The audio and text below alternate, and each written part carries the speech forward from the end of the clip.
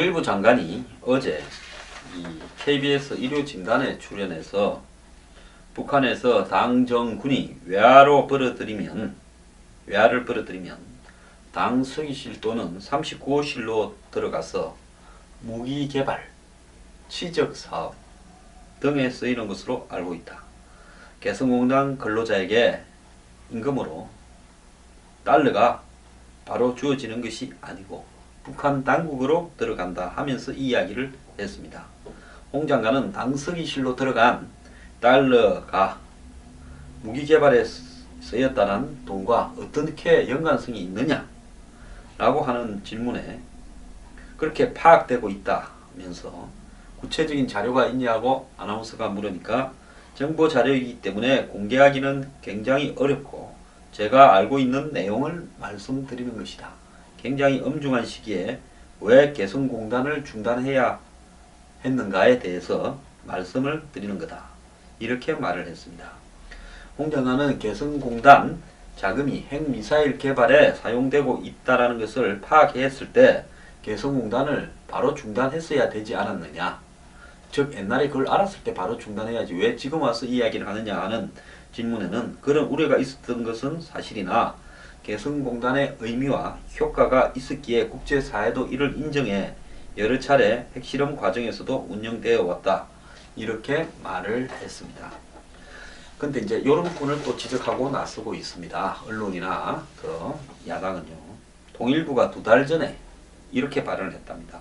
통일부 고위 관계자는 12월 18일 작년 통일부 기자단 간담회에서 개성공단의 경우 1년에 1억 달러 이상이 북한에 들어가지만 근로자 임금으로 대량 파괴무기, 핵을 이야기하겠죠. 대량 파괴무기와 관련 없다라는 공감대가 있기 때문에 유엔의 제재와 상관없이 계속 현금이 들어가고 있다. 이렇게 이야기했고 또 다른 정부 고위 당국자도 지난해 12월 20일 통일부 기자들에게 개성공단의 경우 1년에 1억 달러 넘게 북한에 들어가지만 똑같이 근로자 임금으로 들어가는 거고 대량 살상 무기와 관련이 없기 때문에 유엔 제재와 상관없이 계속 현금이 들어가고 있다. 이렇게 말한 바가 있답니다. 자, 어제 연세대학교의 김연철 통일학부 교수라는 분은요. 페이스북에 개성공단의 임금이 북한의 대량 살상 무기, 즉 핵과 그 개발 자금으로 사용된 관련 자료가 있다는 홍 장관의 발언이 국제사회에 한국의 위신을 크게 손상시킬 수 있는 심각한 발언이라고 했습니다. 김 교수는 그게 사실이라면 박근혜 정부가 2013년 3월 7일 채택된 유엔 안보리 결의 2094호를 위반한 것이라며 매우 심각한 국제 문제가 될 수 있다. 안보리 결의안은 회원국의 핵이나 미사일 개발에 기여할 가능성이 있는 다액의 현금을 포함한 금융자산의 이동이나 금융서비스 제공 금지를 의무화하고 있다. 따라서 홍 장관의 발언이 사실이라면 한국 정부가 스스로 안보리 결의안을 위반했음을 자백한 것과 같다. 이런 말을 했습니다. 자, 야당이 한 건 잡았다고 홍 장관의 발언을 계기로 아주 떠들고 있습니다. 자, 저는 홍 장관에 대해서 좀 마음에 안 드는 게요. 왜 TV 앞에 놓으면서 입술 위에 이렇게 아마 피곤하고 잠 못 자고 스트레스가 많아서 그런지 이 뭡니까? 구순, 포진이 생겼는데요. 입술이 짓물러져서 터졌다는 겁니다. 그 위에 반창고나 딱지 살색 하나 붙이고 좀 나와서 하지 벌겋게 터진 모습으로 그렇게 언론 앞에 노출됩니까? 북한하고 대결하는 부분은요. 단지 군사적, 심리적 대결뿐만 아니라 이 결의에 있어도 우위에 있어야 된다고 제가 말씀드렸는데요. 입술이 이 정도에서 터지면 지금 초장입니다. 서로 대치해. 아직 본격적으로 링에 올라서 몸도 안 풀었는데 한국의 대북 정책을 총괄하는 위치에 있는 통일부 장관이 벌써 입술이 터져가지고 논다면 북한이 한국이 우리가 요 정도 괴롭혀도 장관 입술이 터져서 감당이 안 될 정도로 스트레스를 받고 있다고 자신만만하지 않겠습니까? 이것도요. 결의력이나 심리전에 있어서 굉장히 문제가 되는 요소라고 봅니다. 차관을 시키든지요. 좀 제대로 대처하세요. 장관이 TV에 나가 아까처럼 그렇게 이야기하고 나니까 야당이 그래 우리가 스스로 유엔 안보리 결의를 위반하지 않냐. 옛날에 알았을 때 바로 안 해야지. 지금까지 해온 거는 또 뭐냐.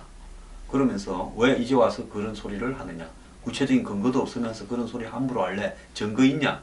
온갖 행태로 얻어맞았습니다. 어제 하루 종일 부기대했습니다. 이러니까 통일부가 어제 보도자료를 내고 개성공단에 지급된 달러의 70%가 북한 김정은 노동당 제1비서의 비서실인 당 서기실과 비자금 및 외화관리부서인 당 39호실로 상납되어서 핵미사일 개발, 김정은의 치적사업, 사치품 구입에 전용된다고 밝혔다. 산술적으로 계산하면 지난해 개성공단 등의 임금 등 명목으로 지급된 1억 2천만 달러 중에 8,400만 달러, 약 1,014억이 2005년부터 들어간 5억 6천만 달러 중에는 3억 9,200만 달러, 4,735억이 북한 지도부에 전달되었다는 것입니다. 정부가요, 개성공단에 근로자 임금으로 지급한 돈에 이 전용된 내용을 공식적으로 밝힌 것은 처음입니다. 자, 이 39호실은요, 위조 지폐 제작, 마약 거래, 심지어 가짜 담배부터 오만 개 다 합니다. 외화벌이를 하는데요. 우리가 영화 베를린에 보면 하정우, 전지현 나왔던 영화 베를린 있지 않습니까? 한석규 씨도 국정원 직원으로 나왔죠.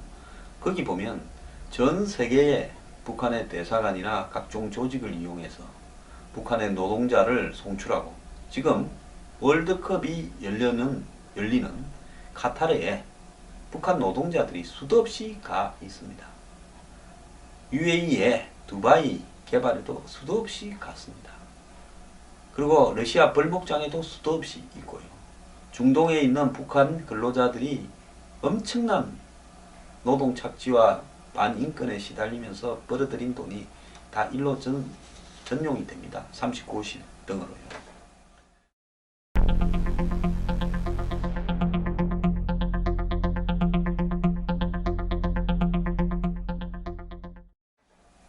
그것뿐만 아닙니다. 북한의 각 대사관들은 마약이나 위패, 위조 달러, 슈퍼노트라 부르는 100달러짜리를 위조하죠. 너무 정교해서 기계도 잘 못 찾아냅니다. 마약도 엄청나게 중개를 합니다. 그것뿐만 아니라 가짜 담배까지도 내다 팔았습니다. 이렇게 해서 벌어들인 돈을 본국으로 보내는데 그 베를린은 그 돈 중에 일부를 이렇게 빼돌렸다라고 의심받으면서 본국에서 한마디로 일종 유성범이가 그 역할을 하죠. 제거하기 위한 제거책이 나타나서 벌어지는 내용을 다룬 영화죠. 그래서 이 또 당서기실, 아까 이 돈이 들어간다는 당서기실은 김여정이가 이 당서기 실장입니다. 즉 여동생이 이 부분을 갖다가 컨트롤하고 있는 겁니다. 자, 이 마지막으로 요약해서 좀 이야기를 하면요. 개성공단 입주 기업에 우리가 근로자 임금으로 160달러와 사회보험료 등을 줍니다. 20만원 조금 더 될 겁니다. 자, 그것이 북한의 중앙특구개발지도총국으로 들어갑니다. 그러면 달러로 다 줍니다. 북한이 달러로 달라 했어요. 평양에 있는 당국자가 현금 뭉치를 노동당으로 운반을 합니다. 자, 그래서 30%만 북한 근로자 임금과 총국 운영비조로 지급을 합니다.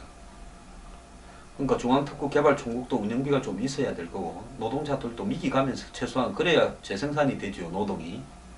그래서 근로자 1인당 임금은 북한의 원화로 11,800원 수준이라는 겁니다. 즉 북한의 공식 시장 환율로는 1.41달러로 추정됩니다. 그리고 노동당 39호실에 이 노동당 서기실에 상납이 돼서 70% 이상이 쌓이고 있다라는 겁니다. 북한은요, 이 30%도 달러로 주는 게 아니라 달러로 주면 그걸 바꾸는 데서 시장 환율과 실제 법정 환율의 차이가 크기 때문에 달러로도 안 주고 생필품 구입 쿠폰인 물표, 한국 같으면 상품권으로 주고요. 일부는 북한 원화로 준다라고 합니다. 그래서 우리 개성공단 기업협의회의 정기섭 회장은 70% 서기실 상납을 불가능한 얘기라며 상당 부분은 실제로 근로자를 위해 쓰였을 것이라고 하는데요. 그 쓰였을 것이라고 말한 근거를 제시하기를 바랍니다. 달러 흐름에 대해서 전직 고위 당국자는 아마 전직 국정원 간부겠죠. 개성공단에 지급하는 달러는 홍콩에 있는 은행에서 사온다. 우리도요, 개성공단에 달러를 줄 때 이제 북한하고 셋업이 됐으니까 나온 이야기입니다. 흔적이 끈이 있는 돈을 준다는 겁니다. 우리가 흔히 돈 세탁을 못하게 하려고 돈에 꼬리가 달렸다는데 꼬리가 있는 1년 번호 달러를 홍콩에서 사온다는 겁니다. 한국은행에서 이것저것 그냥 있는 달러를 가지고 하는 게 아니라요. 그래서 그거를 주면 1년 번호가 있기 때문에 그 번호가 어디에서 나타났는가를 보고 이 돈이 어디에 쓰였는지, 즉 북한이 스위스에서 고급 향수를 샀다, 이탈리아에서 고급 차를 샀다 이러면 거기에 사는 데 쓰인 달러가 어떤 달러인지 이런 거를 추적을 하면서 이야기를 하는 겁니다. 휴민트나 통신감청 정보를 확보했을 거라는 추적도 나오고 있습니다. 그래서 정부가 핵미사일에 이 돈이 전용됐다는 정보를 파악하고도 개성공단 가동을 중단하지 않아서 유엔 안보리 제재를 위반한 거다. 이렇게 이야기를 하는데요. 자, 이 부분에 대해서 제가 이야기를 좀 하겠습니다. 지금 북한이 4차 핵실험과 미사일을 장거리 미사일 개발을 성공을 어느 정도 접근시키고 이러면서 이 문제에 대해서 국제사회가 하도 시끄러워져서 또 육자회담이나 그런 어떤 비핵화를 하기 위한 기구는 완전히 유명무실화 되어버리고 이런 상태에서 정부가 개성공단 문을 닫으니까 이 사실을 공개하는 거지. 만약에 그렇지 않은 상황에서 정부가 이 사실을 공개하면 뭐라고 하겠습니까? 그럼에도 불구하고 개성공단은 유지되어야 된다고 했을 사람들 아닙니까? 솔직히 말하면 개성공단은 언터처블, 누구도 손댈 수 없었습니다. DJ가 남북 6.15 평화선언에서 이야기하고 노무현 정권에서 출범시킨 개성공단을 감히 누가 손을 댑니까? 그래서 개성공단은 제가 몇 번을 이야기했습니다. 이번이 아니라요. 여태까지 개성공단 문 닫아야 된다고 수도 없이 이야기를 했습니다. 2013년에 김양근이가 개성공단을 폐쇄했을 때 제가 그때 문 닫아야 된다고도 TV에 나가서 수도 없이 말을 했습니다. 그럼에도 불구하고 못한 것은 아마 박근혜 정부도 북한이 핵실험이나 장거리 미사일을 발사하고 거기에 대해서 미국이나 국제사회가 굉장히 유엔이나 비판으로 나오는 이런 분위기가 형성되지 않고는 도저히 닫을 수 없었을 겁니다. 그럼 알면서도 왜 못 닫아나는 거는 알지만은 닫으라 하면 대한민국의 야당이나 개성공단 문제를 관철시켰던 햇볕론자들, 퍼주기주의자들이 이빨을 갈면서 달라드는 문제에 대해서 감당이 불가했기 때문에 못한 겁니다. 그리고 미국이나 유엔은 그런 부분을 알면서도 그냥 눈 감아 준 겁니다. 한마디로 선관위가 지금 예비 후보들이 선거구 획정이 안 된 상태에서 선거운동을 하는 부분이 불법인 줄 알면서도 눈 감아 주는 거하고 똑같이 눈 감아 줘 왔던 겁니다. 그걸 알면서 왜 그런 소리를 해요? 서로 다 아는 이야기 아닙니까? 뭘 몰랐던 것처럼요. 정부가 이제서 알면서 알았던 즉시 조치를 취하지 않고 즉시 조치를 취했으면 당신들이 그냥 있었겠습니까? 죽이려고 달라들었을 거 아닙니까? 그리고 박근혜 정부가 하나 딱 잘못한 거는요. 통일대박이니 뭐니 하면서 북한과의 관계에서 뭔가가 하나 생길 것처럼 기대하면서 이런 문제에 조기에 원칙적으로 대처하지 못한 부분은 그건 비판을 좀 받을 수 있습니다. 그건 받아야 됩니다. 대통령이 이렇게 하면 됩니다. 국민들 앞에요. 개성공단 문제 정말 옛날부터 그런 줄 알았다. 나도 알았고 야당도 알고 모두가 아는 사실이다. 뭘 새삼스럽게 그러느냐. 근데 그때까지는 북한이 이런 어떤 획기적 도발을 하지 않는 한은 어떤 행태로든 이걸 닫는다 하는 부분에서 국민적 공감대가 형성되지 않고 그 공감대가 형성되지 않는 부분의 핵심에는 야당이나 그 지지자들이 있었다. 그래서 나도 못한 거다. 그 부분은 내 책임이랄 수도 있다. 그렇지만 이제는 북한이 비핵화를 하는 부분으로 돌아올 가능성이 전혀 없고 거기에 관련된 어떠한 기구에도 참여하지도 않고 있고 이제는 막 가는 식으로 가기 때문에 여태까지 알면서도 어쩔 수 없이 방치했던 부분을 이제는 돈줄을 쪼는 수밖에 없다 라고 이야기하면서 누구든 이런 부분에서 손을 뗄 수 없도록 개성공단을 일종의 도그마로 만드는 감히 손댈 수 없는 성역처럼 만드는 그 부분에 대해서 나를 포함해서 모두가 반성해야 된다. 이렇게 딱 말하면 끝나는 겁니다. 뭘 이런 일에 끌려다닙니까?